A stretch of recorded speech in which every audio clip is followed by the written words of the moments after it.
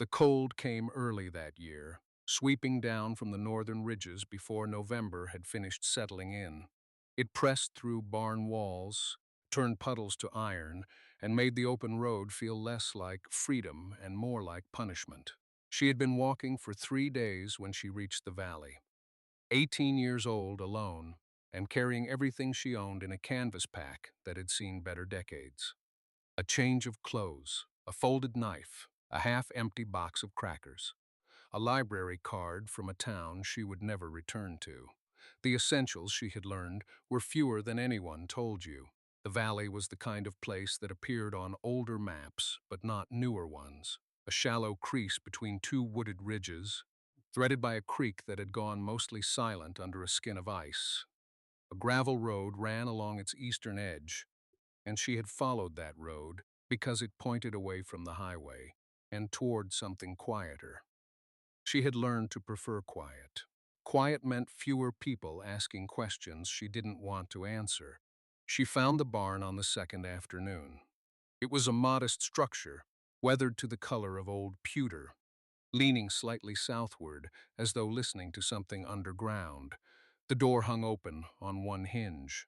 Inside smelled of old hay and mouse nests, and the particular loneliness of things abandoned mid-use. A rusted harness still hung from a nail. A tin cup sat on a beam as though someone had set it down, meaning to come back. She slept there 2 nights. On the third morning she woke before dawn, her breath hanging white in the dark interior, and lay still listening to the silence the way she had trained herself to do. Listening told you things: wind direction, distance of traffic, whether the quiet was empty or simply waiting. Something pulled her outside before the light had fully come. She couldn't have explained it then. A shift in the air, perhaps, a faint warmth that didn't belong to the season pressing against her left cheek as she stepped out into the gray dawn. The snow on the ground was an inch deep, pristine and level in every direction, except for one place, 30 yards up the hillside behind the barn. In a tangle of old brush and dead vine, a thread of steam rose from the ground. Not fog, not breath. Steam, thin and steady, curling upward in a patient ribbon, as though something warm lived beneath the snow. She stood very still and watched it. It didn't stop. It didn't gust. It rose at the same slow, consistent rate, indifferent to the wind, indifferent to the cold, indifferent to her standing there in the gray morning, with her hands going numb and her mind going sharp in the way it only did when something refused to make sense.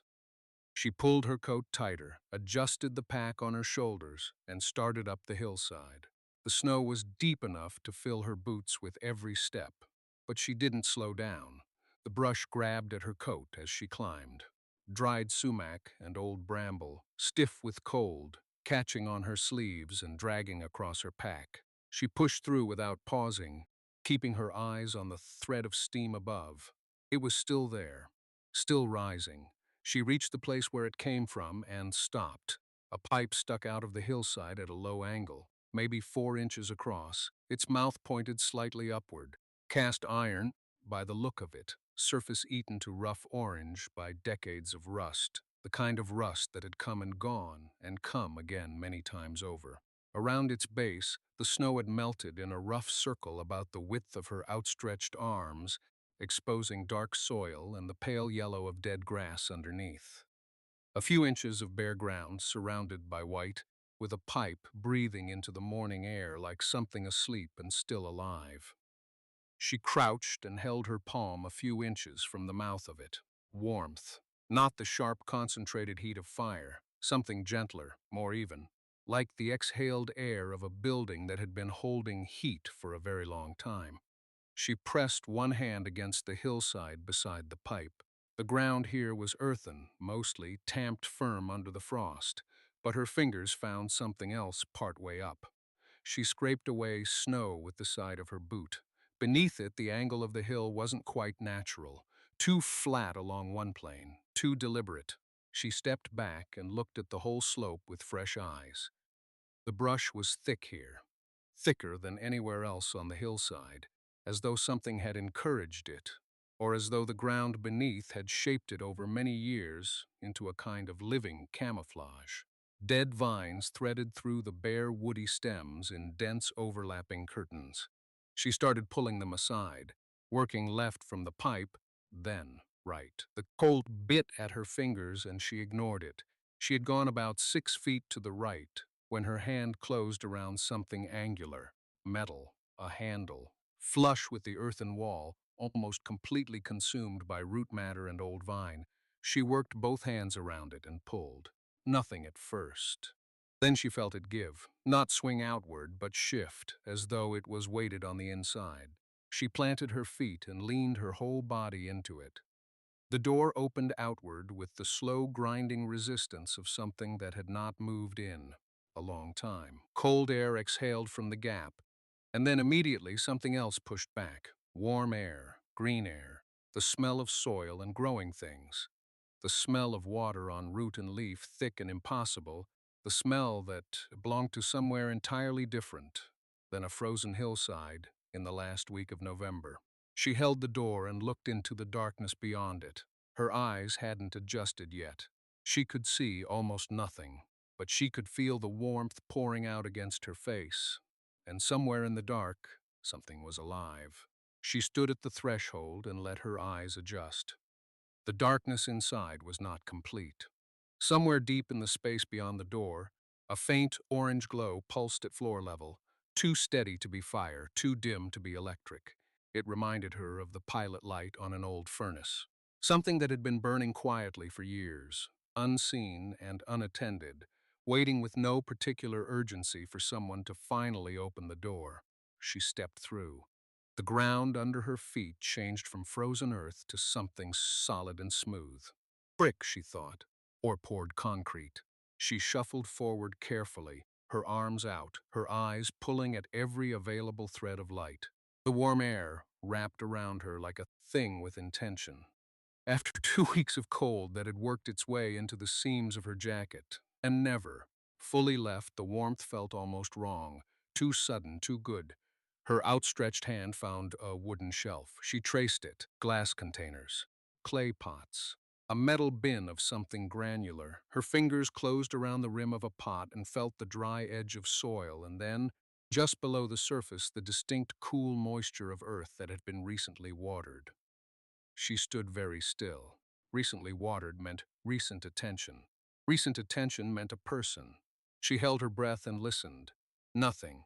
Only the low, barely audible hum of something mechanical far beneath her feet, and the occasional soft tick of metal expanding against metal. The ordinary conversation of an old heating system doing its work. She breathed again. The glow at the far end of the room was growing more useful as her eyes opened up to it. She could see the outlines of things now. Long rows of raised beds, 3 on each side of a narrow central aisle. Overhead, the faint geometry of glass panes in a steel frame. She was inside a structure built below the surface of the hill, its ceiling just barely above ground level on the south-facing slope. That was how the light got in during the day. Right now, at whatever hour this was, the only illumination was that deep amber pulse from a grated vent near the floor at the far end. She moved down the aisle slowly, trailing her fingers along the edge of the beds. Soil gave way to leaves. Leaves gave way to stems. She stopped at the second bed on the left and leaned down close, and the smell hit her all at once, something green and vegetable and unmistakable.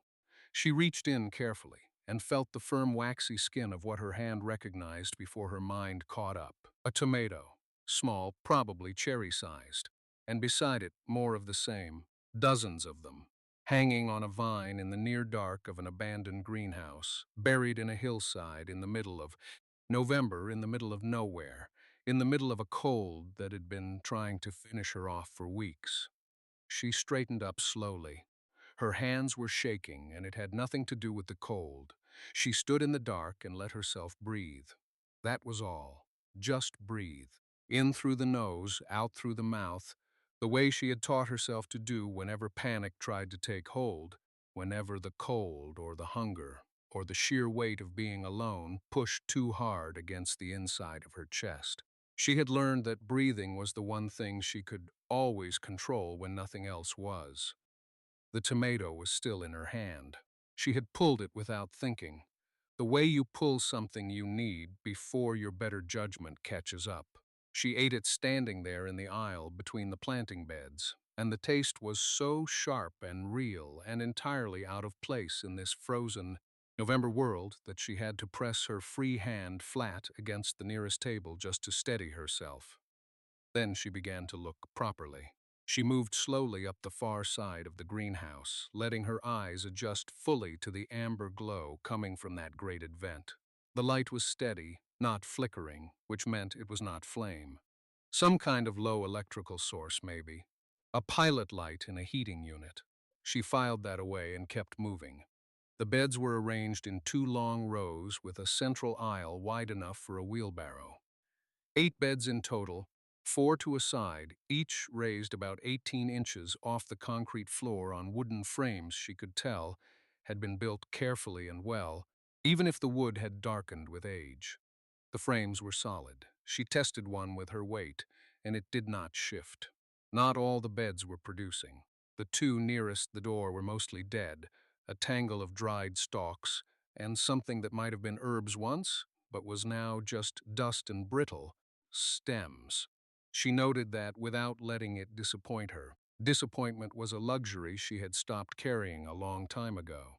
The middle beds were the ones doing the work. Tomatoes on 2 of them, and on the bed directly across the aisle something else she had not recognized. By touch in the dark. She leaned down and pressed a leaf between her fingers and felt the faint oil release before she smelled it. Basil, or something close to it. Alive, growing. Not thriving the way it would in summer, but alive. The far beds nearest that amber vent were the warmest. She could feel it before she even reached them. A slight but genuine rise in temperature, the kind of warmth that would be easy to dismiss as imagination, except that her hands told her clearly it was real. Something dark and dense was growing there, in a tangle she could not fully identify in this light. But the leaves were large, and the smell was green and faintly sweet. She would need to come back in daylight to understand this place. She straightened up and looked toward the far wall, and that was when she noticed the door she had not seen before. Set into the concrete, latched but not locked, with no visible explanation for where it led. She stood in front of the door. For a long moment her lantern held low. The concrete around it was old, the same poured gray as the foundation walls, and the door itself was wooden, painted green once, or perhaps dark blue, but time had reduced it to a scabbed, layered surface that told nothing clear. The latch was a simple iron bar seated in 2 brackets. Whoever had built this place had not been concerned with locks. They had been concerned with sealing things against cold. She lifted the bar.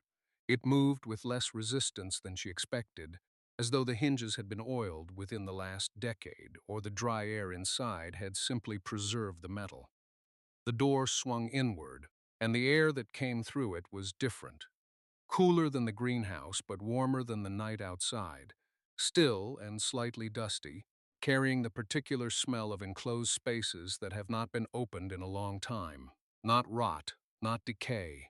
More like paper and old mineral dust and something faint she could not identify yet. She raised the lantern. The room beyond was small, perhaps 10 feet deep and 8 feet wide, and it was full, not cluttered. Full was the right word. Everything in it had a place.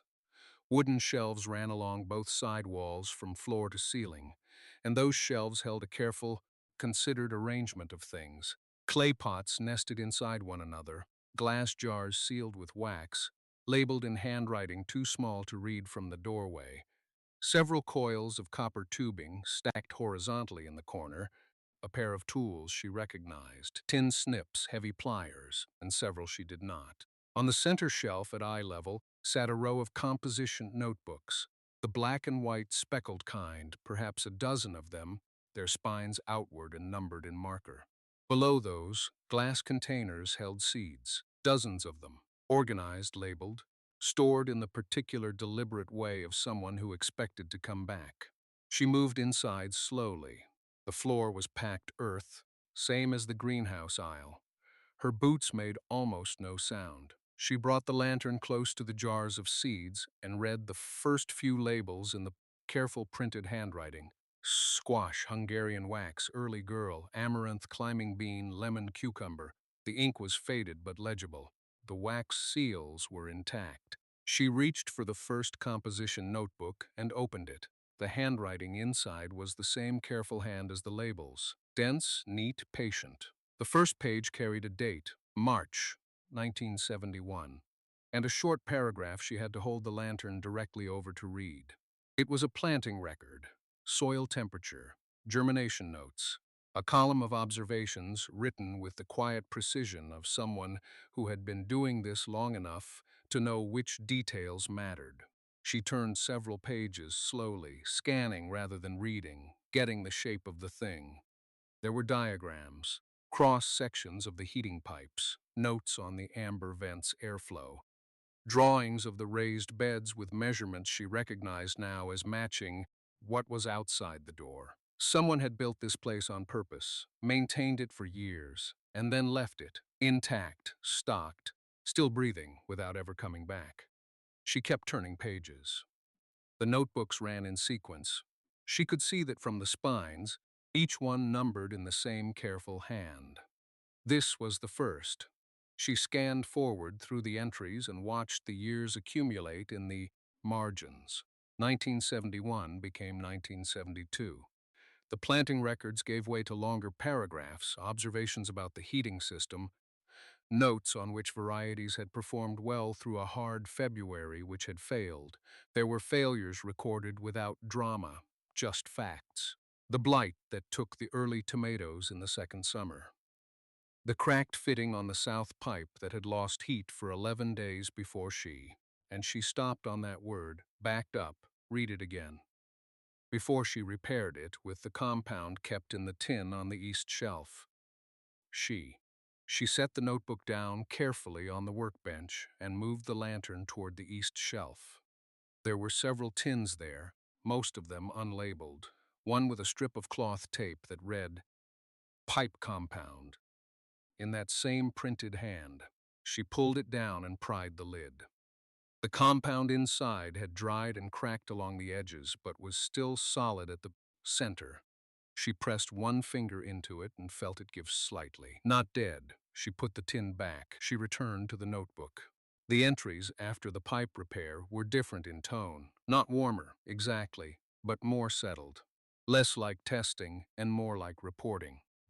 By 1973, the records had the feel of a practiced ritual, written not because anything needed to be figured out, but because the writing itself had become part of the work.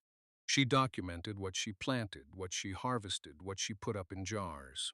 There were occasional notes about the weather outside, about the depth of snow against the hillside, about the temperature differential between the greenhouse interior and the ambient air above. She had been tracking the buried structure's ability to hold warmth, refining her understanding of it year by year. By 1975, the entries had shortened. Not less careful, still precise, but briefer, as if the routine had compressed into its essential elements. She still recorded germination rates. She still noted anomalies. But the wondering was mostly gone, replaced by the quiet confidence of someone who no longer needed to convince herself that the thing worked. The last entry in the first notebook was dated late autumn, 1975. It was a single paragraph, shorter than most. It noted that the raised beds had been turned and mulched, the seed stores replenished, the amber vent sealed against the coming cold. It ended with a line that wasn't a note about anything practical at all. The glass is holding. The pipes are sound. Whatever happens next, this place will be ready. She read that line 3 times. Whatever happens next. She had written it like someone who expected to return, but wasn't certain she would. Not a goodbye and not a promise. Something in between. A preparation made for a future she couldn't name. She reached for the second notebook. The second notebook was thinner. She could tell before she opened it. The spine less cracked, the cover newer by a decade at least, the cardboard still holding its corners. Someone had started it later and filled it more slowly. The first entry was dated Spring 1979, nearly 4 years after the last notebook had ended. She felt the gap before she understood it. Whatever had happened between 1975 and 1979, it wasn't recorded here. No explanation, no reference to the absence. The woman had simply picked up a new notebook and begun again. The same careful handwriting, the same column structure for temperature and germination dates, as if the years between were a chapter written somewhere else, or not written at all. She worked through the early pages carefully. The greenhouse had continued. The heating pipes had needed attention in 1980. The entries described a slow drop in nighttime temperatures that had puzzled her for 2 weeks before she traced it to a partial blockage near the secondary manifold. She had cleared it herself, the description methodical and unsentimental. She had packed the joint with a compound she'd mixed from materials she listed plainly, the ratios noted in the margin. The plantings had expanded. A second long bed had been added along the eastern wall. She had started experimenting with climbing varieties, beans, cucumbers, using the vertical space beneath the angled glass more deliberately. The entries tracked yield by weight now, not just germination. She had become precise about what the space could produce versus what she actually needed. Around 1982, the entries shifted again. There were notes about visitors, not names, just references. Someone came by the lower road, didn't stop. And later, saw the county truck on the ridge. They won't find the access from that angle. The greenhouse was clearly a secret she was maintaining with some intention. She wasn't hiding out of carelessness. She was hiding carefully. In 1983, there was a brief entry about the property itself. She referred to a survey marker, to a boundary line, to a deed recorded in a specific way she described in compressed legal language that suggested she understood what she was writing. The greenhouse sat on ground she controlled, but the language implied it was complicated, layered. Something about the way the parcel had been divided from a larger piece. Something about a recorded easement that had never been properly closed. She looked up from the notebook. Outside, the glass panels held their soft evening light. The warmth in the room pressed steadily against her face. The pipes ticked faintly through their expansion cycle, the same sound she'd grown used to falling asleep to. The woman had known what she owned, or had worked very hard to know it. The deed language wasn't casual. It was the writing of someone who had looked things up, who had visited a county office or a library, who had wanted to understand exactly where she stood. She turned to the next page. The entries were growing shorter again, more compressed, the handwriting unchanged but somehow more deliberate. Something was coming. She could feel it building in the margins. The next entry was dated almost 3 months after the previous one. She had noticed the gaps before. A week here, 2 weeks there, but 3 months was different. 3 months was silence. She turned the page carefully, as if the paper itself might tell her why, and read the first line twice before she let herself believe it. The woman had been sick, not a casual mention. The entry opened mid-thought, as though she had been trying to write it for days and had finally managed only the plainest version, that she had been ill through most of the autumn, that the greenhouse had run on its own for longer than she had intended, and that she had returned to find it overgrown and crowded with growth that had gone unmanaged. She described harvesting what could be saved in slow, careful language. A half sentence about her hands, about how long it took to do what had once taken an hour. She did not ask for sympathy. She did not say what the illness had been. She moved through it the way she moved through everything else, by noting what needed doing and beginning. She set the notebook down for a moment and looked at the growing rows around her. The woman had been alone here, sick and alone, and she had come back and started again. She picked the notebook back up.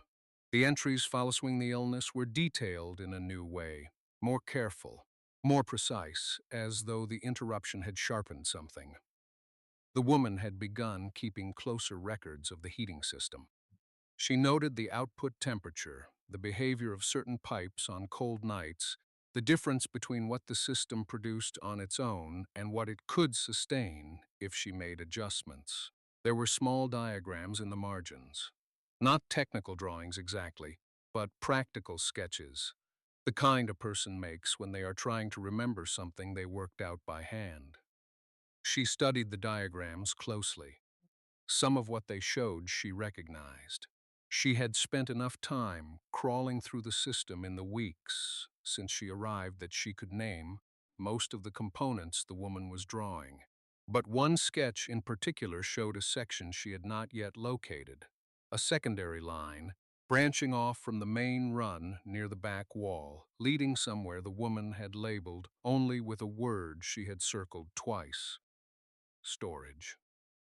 She looked up at the back wall. She had assumed the structure ended there, at the stone foundation, the way most things ended. But the woman's sketch showed something beyond it. A continuation, a space that did not appear in any dimension she had yet measured. She thought about the door she had noticed weeks ago, the one she had assumed was a panel for accessing the pipes, the one she had not yet opened because the latch had been sealed with something that looked like decades of rust and paint. She had meant to come back to it. She had told herself it was low priority. She set the notebook down on the bench and stood up. The door was in the back left corner, set into the stone foundation at an angle that made it easy to overlook. She had registered it weeks ago as something minor, a utility access, a pipe chase, a maintenance hatch built for a purpose that no longer mattered. She had catalogued it mentally and moved on. Now she crossed the greenhouse floor with the notebook still open in her hand, the diagram angled toward the light. Up close, the door was smaller than she remembered, roughly 2 feet wide, 3 feet tall. Iron hinges, surface rusted but solid at their anchors. The latch was a simple lever mechanism, the kind used on cold storage, a handle that pressed down and rotated to disengage. Someone had painted over it more than once, and the layers had fused together and cracked into a mosaic of brown and gray. She pressed the handle with her thumb. It did not move. She found the old screwdriver she had been using on the heating unit brackets and worked it carefully along the seam, breaking the paint crust away in small pieces. It took longer than it should have. The cold had contracted everything slightly, and the iron was not inclined to cooperate. But the mechanism underneath was intact. No rot, no structural failure, just time. The handle moved on the third attempt. She felt the latch rotate with a resistance that was friction rather than damage, and the door shifted inward a fraction of an inch. Cold air met cold air. No smell of decay, no rush of damp. Whatever was on the other side was dry. She used the flashlight. The space beyond the door was not large, perhaps 8 feet deep, 10 feet wide, carved directly into the hillside, and lined with the same rough stone as the foundation wall. The floor was packed earth covered with wooden pallets. Shelves ran along both sides, floor to ceiling, built from the same dimensional lumber she had seen used throughout the structure. They were not empty. The left side held mason jars, dozens of them, possibly more than 100, sealed and labeled in the same handwriting she recognized from the notebook. The right side held tools, folded canvas, coiled rope, a hand pump still in its original paper wrapping, a tray of organized seed packets, bound with rubber bands that had long since turned brittle and snapped, the packets fanned loose but still closed. At the far end, stacked flat, were several wooden trays of the kind used for seedling starts. She stood in the doorway for a long moment, not moving. The woman had built this, not just the greenhouse, not just the heating system. She had built a reserve. She had thought far enough ahead to prepare for a season she might not be there to plant. She had stocked it as though she intended to come back. She had not come back, but someone had. She stepped inside. The cold was different in here, still and dry rather than the cutting damp of outside. Her breath made small clouds that drifted toward the low ceiling and disappeared. She did not reach for anything immediately. She stood in the center of the narrow aisle between the shelves and simply looked. The way she had learned to look at things, she did not want to disturb before she understood them. The mason jars on the left were sealed with flat lids and rings, most of them intact. She lifted one carefully. The label read, Beans pole-dried August 1971. She set it back and read others without moving them from their places. Tomatoes, corn, dried, beets in brine, apple slices. Something labeled only, broth. The dates ranged from 1968 to 1973, written in that same compact, even hand. The glass was clouded with age on some jars, clear on others. She could not tell from the outside which had held their seals and which had not, and she did not plan to find out today. The tools on the right side were arranged with the same deliberate care. She recognized most of them. A soil knife, a dibber, a grafting tool still wrapped in cloth, a small hand trowel, pruning shears in a leather roll. Things for growing, not just building. The hand pump in its paper wrapper was dusty but had never been used.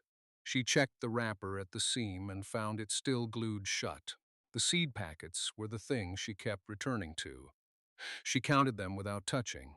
16 packets, their fanned position showing they had once been held in a bundle that the rubber bands had eventually failed to maintain.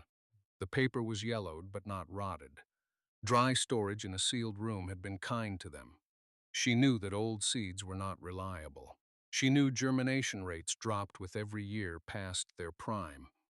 But she also knew that some seeds lasted longer than people expected, and that a greenhouse with a working heating system gave her conditions that a cold frame or open soil never could. She thought about the notebook again, the entries that had tracked temperature and planting dates and harvest weights across years of careful record. The woman had not been guessing. She had been learning, season by season, what the structure could support and how to push it further. Those records were still in the greenhouse. The supplies were still in this room. The heating system was still running. She was standing inside a system that someone had spent years building and had never stopped believing in, even while stocking a reserve against her own absence. She picked up the seed packets carefully, one by one, and turned each to the light from the doorway to read the labels. The labels were handwritten in the same careful script she had come to recognize from the notebook. Each packet had been made from folded paper, sealed with a small strip of tape that had dried and curled at the edges but still held. Whoever had prepared these had taken time with them. The writing was small and precise, variety year of harvest, any notes about performance or particular conditions. One packet read, Pole bean, good producer, needs full wire. And another read, Winter squash, slow start, worth the wait. There were tomatoes, 3 different types. There were cucumber seeds and a variety of melons she didn't recognize. There were herb packets labeled in a tighter hand, as though the writer had tried to fit more information into less space. Basil, pinch early. Thyme, slow but persistent. Dill, let some go to seed. She counted 16 packets in total. She set them out along the shelf in a loose row, trying to read each one before deciding anything. Some were dated in the mid-70s. Those she set to one side without discarding them, but without counting on them either. The more recent ones, dated through the 80s, were more likely to offer something. She had no way to test them except to plant them and wait. She found a cloth bag folded flat behind the seed packets and shook it open. It had the weight and weave of something meant for carrying, a handled bag with a drawstring top. She loaded the most promising seed packets into it, along with the notebook she had already set aside. Then she kept looking. The back wall of the storage room held 3 wooden shelves mounted directly into the concrete. The lowest held bags she had already identified as soil amendment and fertilizer, most of them still sealed. The middle shelf held tools, a hand trowel, 2 cultivating forks, a pair of pruning shears in a leather sleeve, a coil of soft wire for training vines. The handles were smooth from use, but the metal was clean, lightly oiled against rust. She picked up the pruning shears and tested the action. Stiff, but the blades still met cleanly when she pressed them together. The top shelf was different. It held a wooden box, the kind with a fitted lid about the size of a shoe box. She lifted it down carefully. It was heavier than she expected, and when she set it on the shelf below and opened the lid, she understood why. Inside, nested in a folded piece of canvas, was a glass jar sealed with a rubber-ringed lid. Beneath the jar was a folded piece of paper. She lifted the jar first. Through the glass, she could see small dark shapes, more seeds, but these were different, larger and distinctly formed, and the jar had been sealed with more deliberate care than the paper packets. She unfolded the paper underneath. The handwriting was different from the other notes, looser, written in haste or perhaps near the end of something, the letters slanting hard to the right, as though leaning into a wind. These are the ones worth keeping. Heirloom tomato, two kinds. Also the pole bean that came from my grandmother's farm in Tennessee. I don't know if anyone will find this or if it matters. But I spent 30 years learning what grows here, what this soil likes, what the light does in February versus July. It would be a shame for it to end with me.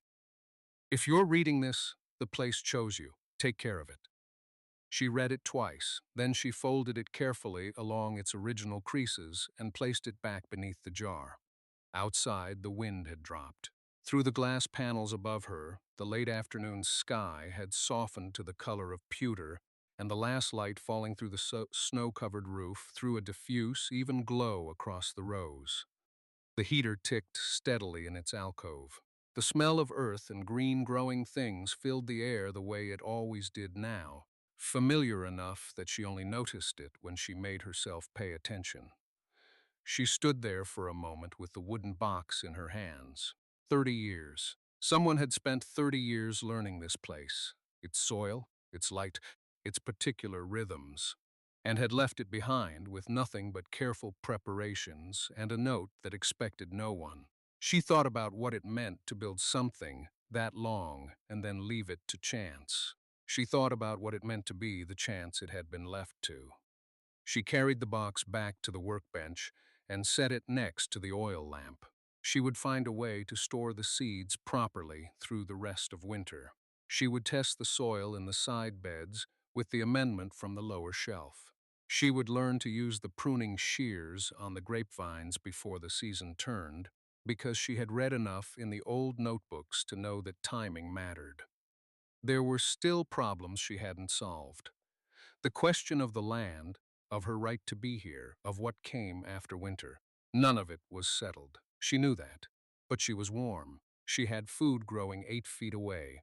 She had tools and seeds and 30 years of someone else's knowledge written down in careful notebooks, handed forward to whoever arrived next.